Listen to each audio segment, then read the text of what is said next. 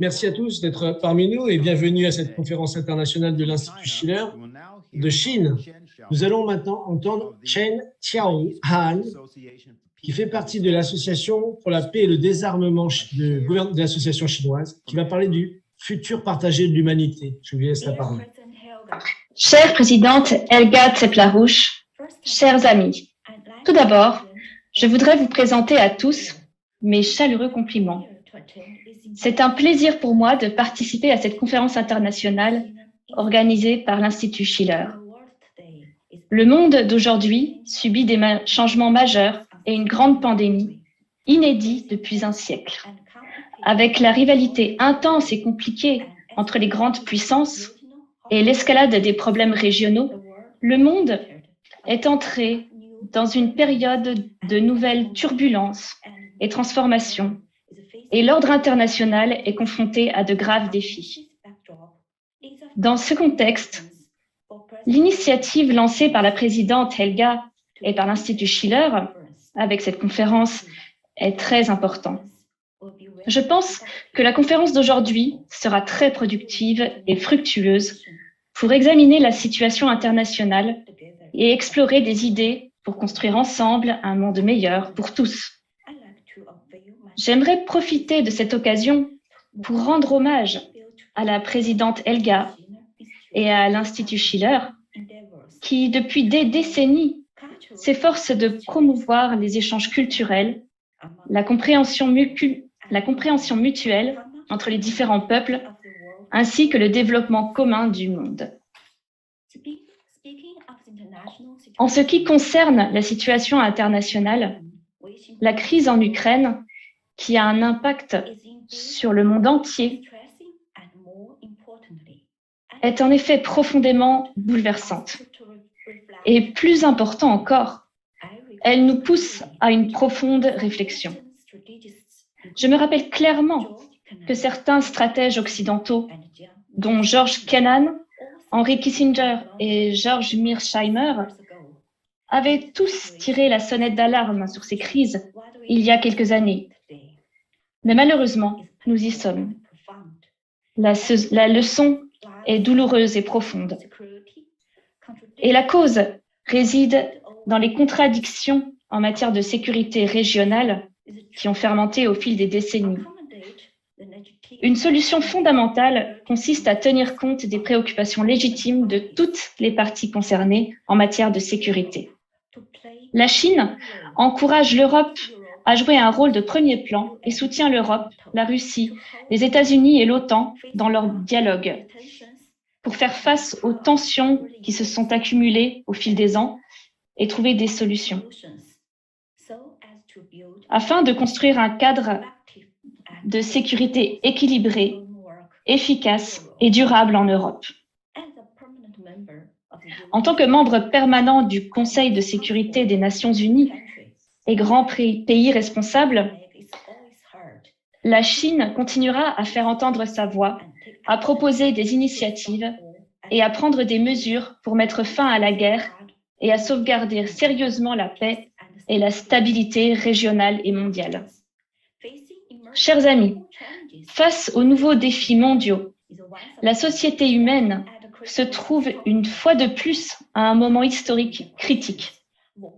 En réponse à la question de savoir ce qui ne va pas dans le monde et ce que nous devons faire, le président Xi a présenté la proposition de la Chine, construire une communauté avec un avenir partagé pour l'humanité, encourager tous les pays à dépasser les différences de système social, d'histoire et de culture, et travailler ensemble pour construire un monde ouvert, inclusif, propre et beau, jouissant d'une paix durable, d'une sécurité universelle et d'une prospérité commune.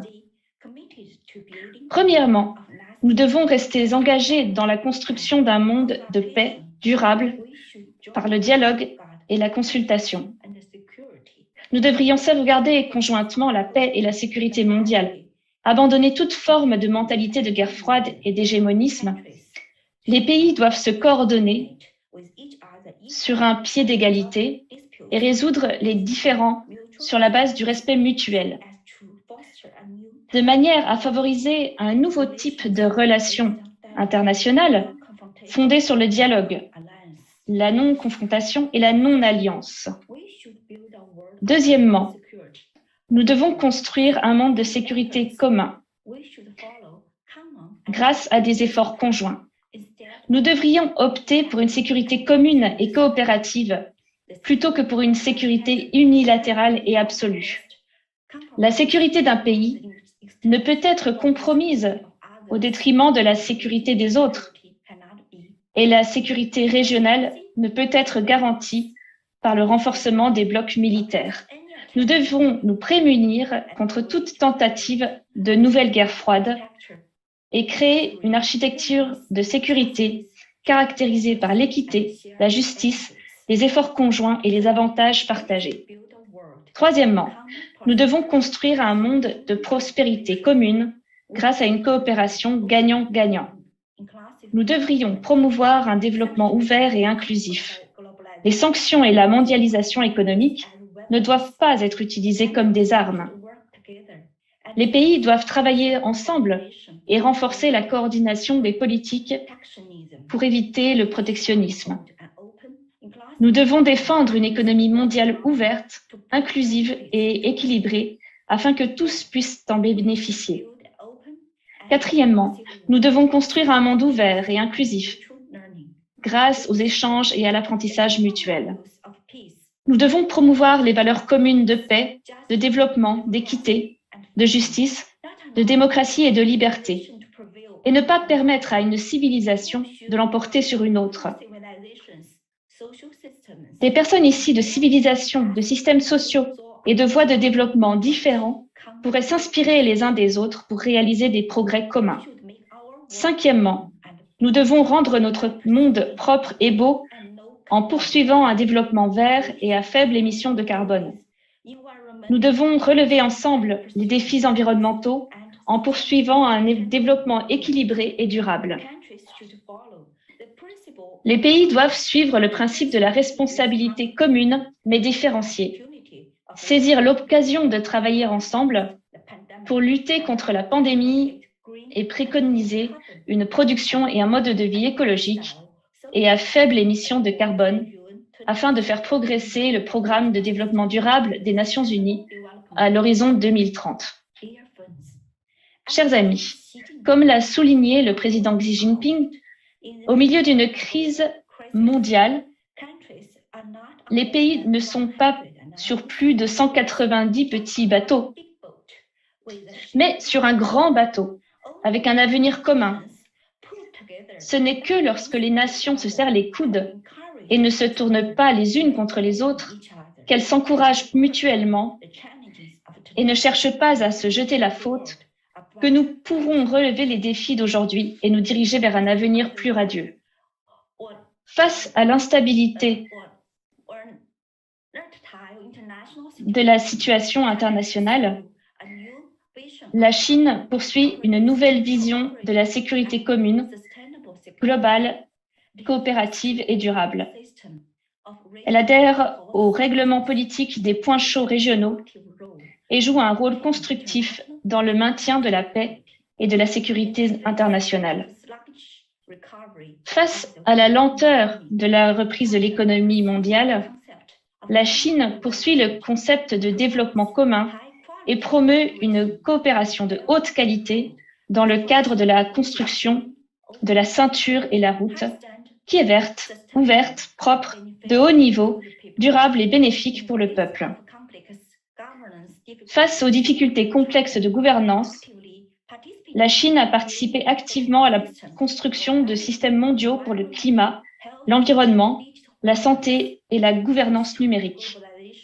Elle a fait pression pour que la mondialisation soit plus ouverte et gagnant-gagnant et a fermement défendu le système international avec les Nations Unies dans son cœur et l'ordre international basé sur le droit international.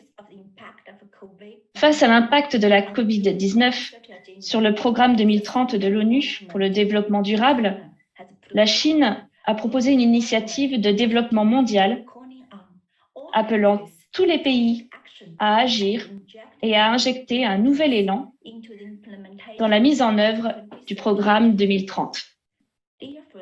Chers amis, comme le dit un vieux dicton chinois, l'esprit public régnera sur tout ce qui est sous le ciel lorsque la grande voix prévaudra. Lorsque le printemps arrive, la végétation pousse et s'étend, et l'on peut profiter des paysages de montagne au printemps. La paix et le développement sont le thème de notre époque et la tendance irrésistible de l'histoire. Face aux défis communs auxquels l'humanité est confrontée, les pays devraient renforcer la solidarité au lieu de s'éloigner, promouvoir la coopération au lieu de provoquer des conflits et se donner la main pour construire une communauté avec un avenir commun pour l'humanité.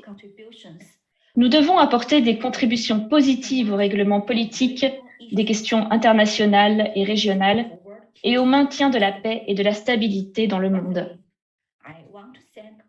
Une fois encore, je tiens à remercier la présidente Helga et les amis de l'Institut Schiller de m'avoir invité à participer à cette conférence. Il est important et pertinent de mettre en commun la sagesse pour rechercher le développement commun des êtres humains et construire une communauté avec un avenir partagé pour l'humanité en ce moment critique. Je souhaite à cette conférence un succès total. Merci. Merci, nous venons d'entendre Madame Chen Xiaohan, Association du peuple chinois pour la paix et le désarmement, sur l'avenir commun de l'humanité.